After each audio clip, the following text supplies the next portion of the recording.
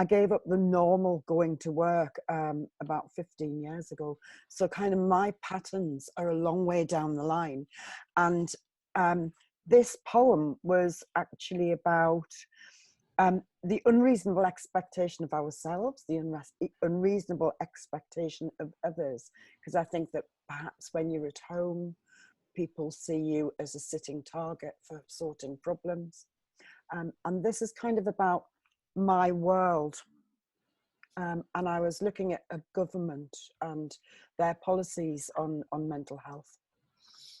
So, my mental is healthy. 'Tis theirs that's not quite. My mental is healthy and I am still bright. Words with their curled lips scowl, weigh me down with their lethal anthem to make others frown. They make people look at me and judge with their eyes and make them want my mental to demise. Hitler did it to Jews, Pol Pot, Khmer Rouge, and folk think it's different, and there's no ruse.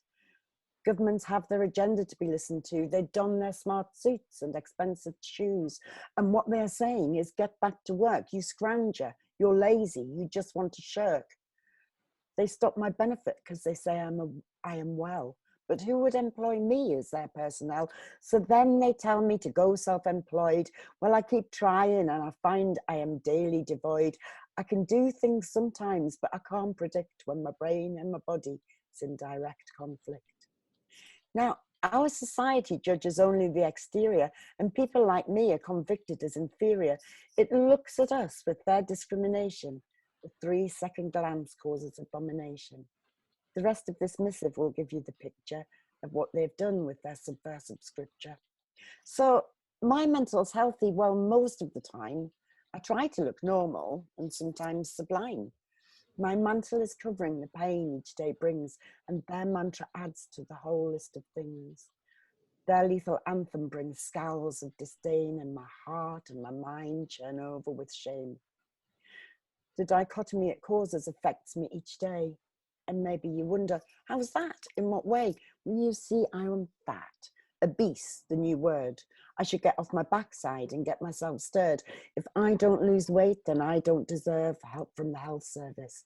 What a bloody nerve. I have a problem with a neurotransmitter, a bit like a spark plug and a clogged up filter. Do I want it repaired? Yes, absolutely I do. And when there's a way, of course, I'll pursue. But I am left with what I'm left with, and that's hard for me. So I don't need the judgment of their mental debris. I take medication to keep me awake, but the side effects make my whole body ache. I take medication to put me to sleep, but it never restores me and my fatigue is deep. My norm is a twilight that I float in and out between sleep and reality, truth and doubt. Thinking is free, or so you might think, but mine is patchy and not at all in sync. I want to do the things I could do before, but my brain is always plotting a coup d'etat. And when I want to die because living is hard, the mental health team comes and I'm a retard. When I try my best and I end up on the floor, I'm told to rest up and should rest up more. Yet when I do rest and say I can't help, I'm given the look that says, you selfish whelp. So I do it anyway and it all goes to pot, and then I'm incapable and have mental rot. When I'm in a wheelchair, I'm lesser than you. When I use it to walk with, I get a critical review.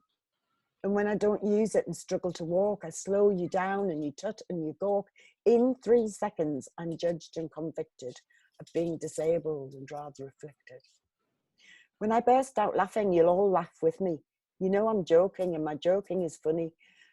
But when I start weeping, you avert your eyes and think crying in public is quite unwise. The judgment creeps in from the subconscious mind and the mantle of mental to me is consigned. I can't make a hot drink, never mind a meal, and people do it naturally. It's not a big deal. Well, my missing link puts me constantly at risk from kitchen appliances, oven, kettle, and whisk. And if I'm asleep when I pick up a knife, the first aid box comes up to bandage my strife. We make an appointment and I say, yes, please, but then I don't turn up because I have this disease. And maybe I arranged it when I wasn't all there. To you, it was sorted, but I was asleep in a chair. And maybe I did know the appointment was made, but tired myself dressing and fell asleep in my shade. I live in a haze, in a jumble of days. I can't think of names or words or a phrase. I have micro sleeps of which most you can't see, but when I fall to the floor, it frightens you and me. I hear half a sentence and I ask you to repeat, and you get fed up and eventually retreat. So don't look at me and judge my exterior, and don't let that anthem judge me as inferior. Don't look at me with their discrimination, because my mental's healthy, it's just brain subluxation. I'm not disabled, just chemically restricted. So let's get away from the way I'm depicted. So what does that mean for those who believe the anthem they tell them is seeped in with ease?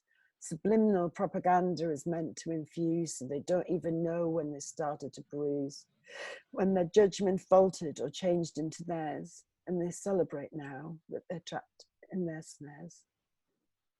Amana. Bravo. Excellent.